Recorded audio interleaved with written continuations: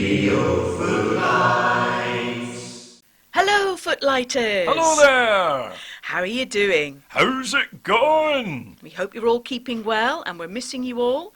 And welcome to Podcast 2. Can you believe it? Well, we had a wonderful response to Podcast 1. Yes, Lots of people listened. they did. In their droves. They did. I don't know what happened. I thought we only had 80 footlighters. But there were over 220 views in the first week. Amazing. Isn't it? Amazing. Thank you all for your support. Wonderful that you're listening in. Great way for us all to keep together. And thank you for all your contributions. We've had some poems and we've got this musical item from our dear footlighter Neil. It's another of his original compositions. And it's entitled Nessie Hoots Mon.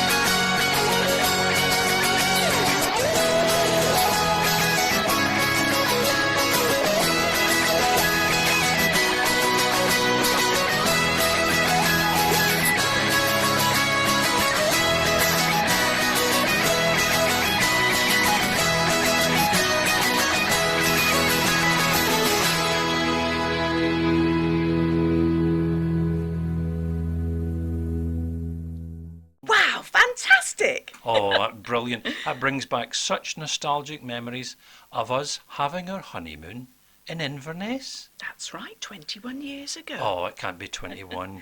It is. Really? It is. But I'm only 14. Neil, that was absolutely fantastic, and Thank it really you. got everybody's toes tapping here. It did. And it was a little bit festive as well as being Scottish, wasn't it? It was. It was a Yeah. bit like the Lucky White Heather Club or something like that at New Year, wasn't it? Oh, it was great. Wonderful. Thank you, Neil. So, what's coming up in the podcast, Lorraine? Well, we have a fascinating interview with our own Don Smith. We have Nora Laura People Know That.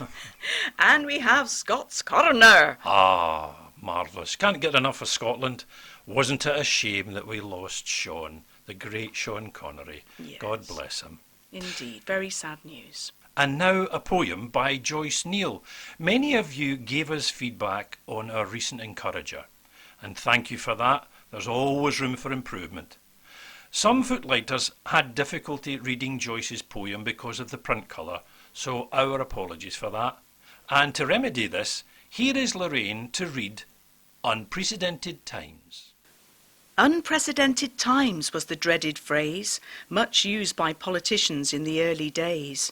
We were sent into lockdown, ordered to stay at home, protect the NHS, stay safe, work from home. Wash hands frequently with hot water and soap, while singing happy birthday twice, a full 20 seconds we hope. We could then save many lives, including, of course, our own, if we socially distanced and had the app on our phone, and could name all of our contacts if a case of COVID was detected. Then it was into self-isolation till everyone could be tested. Exercise 1 hour daily, form a family bubble. No grandchild's hugs or kisses or parties, any of these spelled trouble. But here we had a VE Day party, with afternoon tea and a quiz. The police came to check on us, putting us all in a tiz. But we were all socially distanced, and they soon went on their way. We wished them well and returned to our fun, partying till late in the day. Maximum groups of 6 close together, but only in open spaces. When in shops, banks and post offices, wear masks to cover our faces. Lockdown eased, and sunny weather drew thousands to the beaches, where it was impossible to police social distancing breaches. Staycations were recommended, sales of tents and caravans grew, B&Bs and hotel bookings were looking good too. Foreign holidays were booked, but cancellation numbers grew when quarantine time was threatened for a week or two. Rising numbers of cases caused hotspots leading to further small lockdowns. One even divided a street, causing many locals to wear frowns. Through it all, our NHS had to cope, even with a lack of PPE and loss of patients and colleagues, while working tirelessly for you and me. So our clapping and cheering on Thursdays were welcome, but not nearly enough. The rainbows and hearts were beautiful, but all carers' lives were still tough. Patients spent long weeks on ventilators and were cheered on their way out when well enough to leave hospital after their COVID-19 bout. A further spike is predicted later, but a vaccine may soon be ready, and we are well prepared to cope. The Nightingale hospitals stand ready. So for now, let's get back to work or school while still following the guidelines, keeping our distance, wearing our masks, thus not having to pay fines. I hope we can beat this virus, though it seems an impossible task. But doing our bit can only help, so it's not too much to ask. Thank you, Joyce. And wasn't that particularly appropriate when you consider where we find ourselves now in a second lockdown? Exactly, and there's a real sense of déjà vu about this, isn't there? And who would have thought we would have been back in this situation? And I think it's much more worrying this time because we're heading into winter, and I know that's of great concern to lots of our footlighters. This is why it's so wonderful that Rackham Studios has come to the Footlights rescue, and now we have the podcast, so at least we can connect up in this audio form. But we do appreciate that not everyone can listen to the podcast, and I know that with Podcast One, people were getting together in small groups and sharing the podcast, which was wonderful, and thank you so much for doing that. But now, of course, that isn't going to be possible under the new restrictions. Everyone is very much on their own. So what we're going to ask is that if you know of anyone that cannot access this podcast, give them a call and ask them to ring us. And then we can play the podcast to them down the phone so that they can be included as well in all the things that we're sharing. So if needs be, that's the way we'll do it. All you need is a cup of tea and 30 minutes to relax and enjoy whatever we have on offer. And now let's have a word from our sponsors. Have you got the lockdown blues? My legs are aching and my feet are sore from endlessly pacing the living room floor. Then why not try Footlights, the award-winning footwear from Footlights? Ideal for everyone in a multitude of colours and featuring Footlights Miracle Memory Foam insoles. Oh, they're so comfortable. My feet feel so light. Thank you, darling. Footlights, Feetlights for Footlighters. Buy now for Christmas from all good shoe stores. Oh, I wish I could have a pair of those feet lights. I always say if you've got the right footwear on, you can walk for miles and miles and miles. And that reminds me of that famous Scottish song from the Proclaimers, I would walk 500 miles. Lots of songs in Scotland are about walking and roads to here and there. And here's another one. Do-do-do-do-do-do-do-do. It's Scott's Corner. It's Ross on the road to Dundee. Cold winter was howling o'er moor and o'er mountain, and wild was the surge of the dark rolling sea, when I met about daybreak a bonny young lassie, wha asked me the road, and the miles to Dundee. Says I, my young lassie, I cannae well tell ye the road and the distance, I cannae well give. But if you will permit me to take a gang bitty, I'll show you the road and the miles to Dundee. At once she consented and gave me her arm. Ne'er a word did I spare what the lassie might be. She appeared like an angel in feature and form as she walked by my side on the road to Dundee. At length, with a how of Strathmartin behind us, the spires o' the town in full view we could see. She said gently, sir, I can never forget ye for showing me far on the road to Dundee.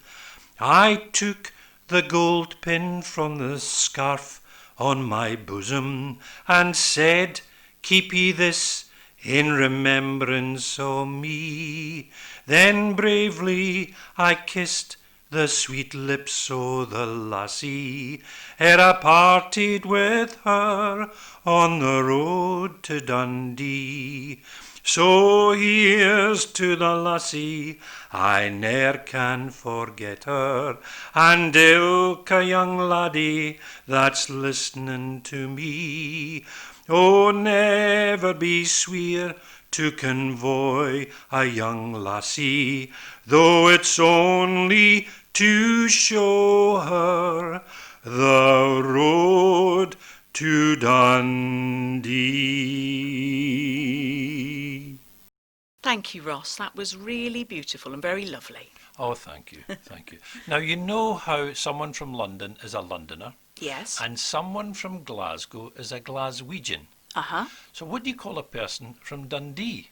A cake. No, Hans, not a cake. A Dundonian. Ah, of course. Well, you see, I didn't know that. All the things we learn doing these podcasts, it's really amazing, isn't it? And we also learn about each other, our fellow footlighters, and our past histories, our working lives. And on our regular feature, In My Life, we are now going to have an interview with Don Smith, who sits next to Ruben and Ron on table 2, and Hans is on that table as well. So Don and his daughter Rebecca and Ruben have put this little piece together, and we thank them all. You celebrated an anniversary this week, didn't you? So how long have you been married? I've been married for 65 years, lived in the same house all that time. And how did you meet Joyce? Well, I worked in Clarence Street, and so she did she. And she worked at the solicitors opposite where I worked. And I saw her, and we waved to each other, and then we decided we'd meet, and then we went to see Oklahoma, I think, at the Hippodrome, and went from there.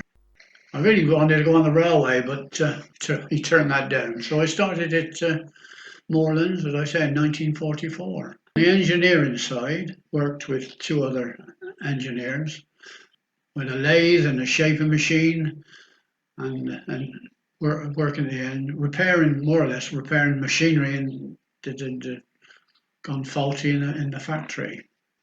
Tell us about the matchmaking process. How were the matches made?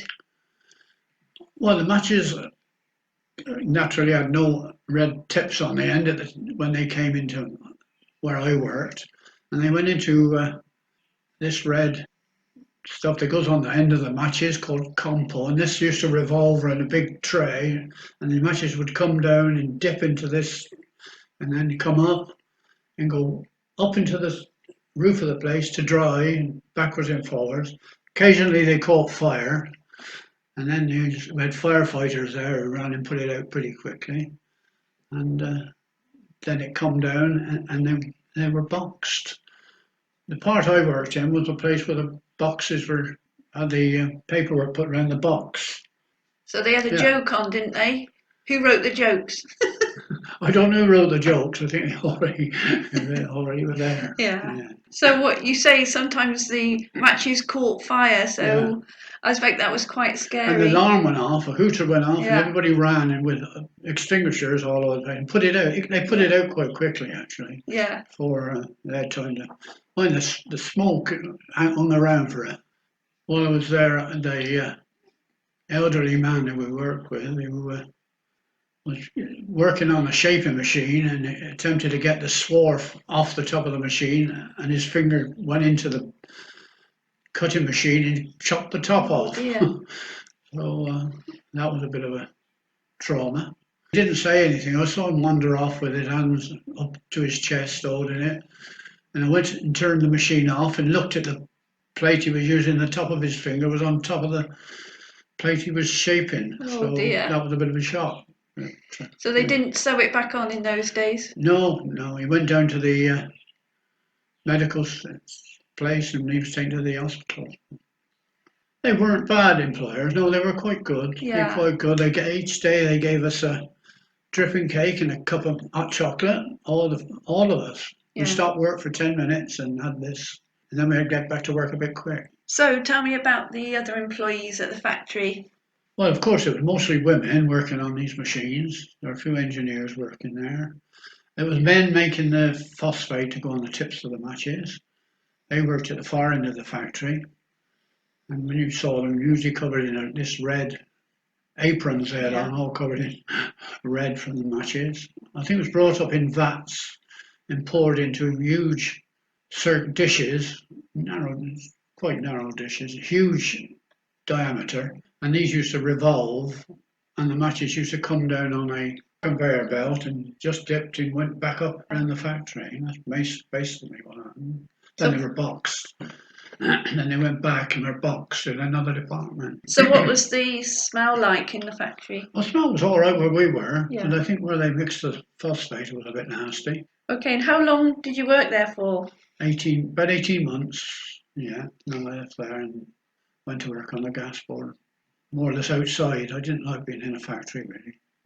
So tell us, which comedian makes you laugh? Ken Dodd, yeah, and Coogan, what's his name? Steve Coogan. Which sport do you like? I love rugby union, best of all. Yeah, follow Gloucester if I can. Don't go to Kingsholm now, but I used to, yeah.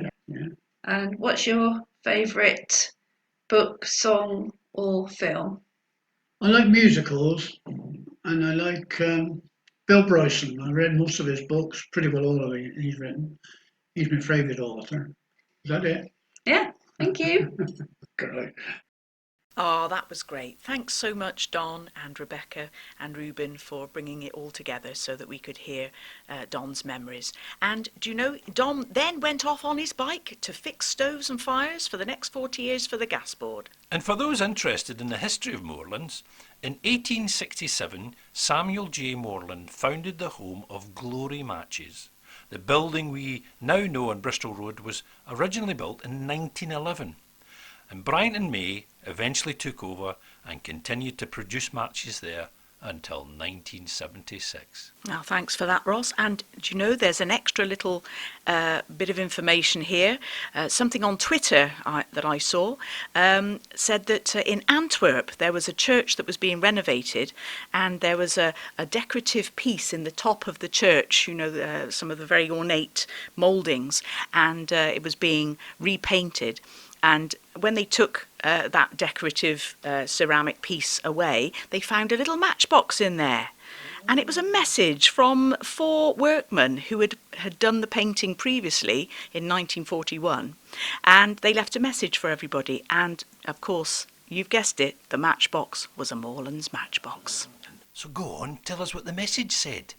Well, it was basically just to enjoy your life, and whatever hardships you're experiencing, make the most of it. Not a lot of people know this. The citrus soda 7-Up was created in 1929. 7 was selected because the original containers were 7 ounces. Up indicated the direction of the bubbles. I didn't know that, Hans. Did you know that you burn more calories sleeping than you do watching television? Oh, really? Don't believe that. Polar bears are left-handed. Really? Yeah. Well, did you know that elephants are the only animals that can't jump? Well, I would expect that. They're rather a weighty item, aren't they? Yes. 10% of the Russian government's income comes from the sale of vodka. Fancy I that. Yeah. The sentence, "the quick brown fox jumps over the lazy dog," uses every letter in the alphabet, and that was developed by Western Union to test communications. Well, that's a useful thing, isn't it? Yeah. The reason firehouses have circular stairways is from the days of yore, when the engines were pulled by horses. The horses were stabled on the ground floor and figured out how to walk up straight staircases. My goodness. Did you know, Hans, that the airplane that Buddy Holly died in was called the American Pie, thus the name of the Don McLean song? Good grief. It's nice, interesting facts, isn't it? Yeah. Each king in a deck of playing cards represents a great king from history. Spades, for instance, King David. Clubs, Alexander the Great. Hearts, Charlemagne. And diamonds, Julius Caesar. Well, I didn't know that. No. Thank you, Hans. Okay. Footlights News Random. Well, we'd like to say a big happy birthday to Jill's mum Greta, who was 100 years old on the 11th of November. Happy birthday, Greta. Happy birthday indeed. Many congratulations. How wonderful. Have you received your letter yet? From the Queen? I imagine so. Yes. Absolutely. Now, did we get to the bottom of the mystery of the poem about St. Barnabas? We did. Well, partially. We found out that AGF was actually A.G. Fisher, and they finished the poem in 1940. There was a little extra bit about the church having been now successfully completed, and that the congregation had indeed arisen and built. So, so A.G. Fisher. So we don't know who A.G. Fisher is, but at least we have a name now to work on. Good stuff. Now, I looked through my copy of The Encourager for that gold star and I couldn't find it anywhere. Who won the raffle? It was our lovely Chris Collier. She won the raffle from The Encourager. So remember, the next time The Encourager goes out, which will hopefully be sometime between now and Christmas, look for your gold star, because there's more raffle prizes to be won. And talking of winners, I don't know who took that photograph of that lovely boy, but go on, tell us, who was the boy? It was a cracking portrait, wasn't it? The little boy in The Encourager was our own dear Gerald D. So if you want to send in a photograph or nominate someone, then please do for the next edition. Yes, send in anything you can, and remember that the aim is to lift our spirits and to entertain each other through these troubled times. And the best medicine for any hardship of any kind is laughter. Lockdown, levity, ah ha ha ha ha. Hello, Chinas. It's your old pal here, Chick Murray, with a few jokes. A man's house is his castle, in a manner of speaking. They say the signs of getting old is when a night on the tiles consists of 2 games of Scrabble and you have a bald, middle-aged son. Here is the definition of a friend. Someone who thinks you're a good egg, even if you're slightly cracked and sometimes scrambled. And finally, the Grim Reaper came for me last night, but I beat him off with a vacuum cleaner. Talk about dicing with death. There's nothing quite like a chuckle with Chick. Great stuff. Now, on our last podcast, we asked people, where didn't you go during lockdown? And we've heard from quite a few of you. Laura didn't go to Spain, Cyprus and the USA. And Hans didn't go to Australia on his planned train trip on the Garn, a train which is nearly a kilometre long. Can you believe that? I can't even imagine that. Well, some people have all the luck. I just couldn't get to Aldi that week. Anyway. Now, the other thing was acts of COVID kindness, and we talked about being given things and receiving things and texts and emails and gifts and all of that sort of stuff. Yes, I think these situations bring out the best in people, and that has certainly been illustrated by one of our lovely lady footlighters. She knows who she is. She has very kindly paid for us to have the Scouts badge maker. So there'll be a little something in everyone's Christmas stocking. Oh, that sounds tantalising. I can hardly wait. But I'm afraid, Lorraine, it's that time of the day when we've got to draw things to a close and say goodbye. But before we do, we must say thank you, a huge thank you to Hans and all his work behind the scenes. Yes, well done, Hans. We're so grateful to you. And to everyone that contributed to this podcast. So that's Rebecca and Ruben and Don and Joyce and Neil and Ross. Well done, you. And Lorraine. There's a lot of love in this room, you know, folks. And I hope that comes across into wherever you are. We're thinking of you and we're wishing you well. And thinking ahead, it's nearly that festive time. Here's a little something that we could suggest for your Christmas shopping list. Coming this Christmas from Footlights Records, Elvis Presley sings all-time British musical favourites, including this anthem from Steptoe and Son. Any old iron, any old iron, any old iron. You look neat, talk about a treat. Also that immortal classic. Daisy, Daisy, give me your answer too. I'm half crazy, oh, for the love of you. And who could forget? Roll out the barrel, we'll have a barrel of fun. Roll out the barrel, we've got the blues on the run. Timeless classics from the King. Footlights presents all-time British music hall favourites, available for Christmas at all good record stores. Have you got the lockdown blues?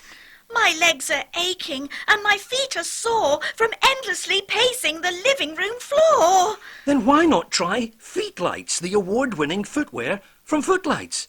Ideal for everyone in a multitude of colours and featuring Footlights Miracle Memory Foam insoles. Oh, they're so comfortable. My feet feel so light. Thank you, darling. Footlights, Feetlights for Footlighters. Buy now for Christmas from all good shoe stores. Radio Footlights.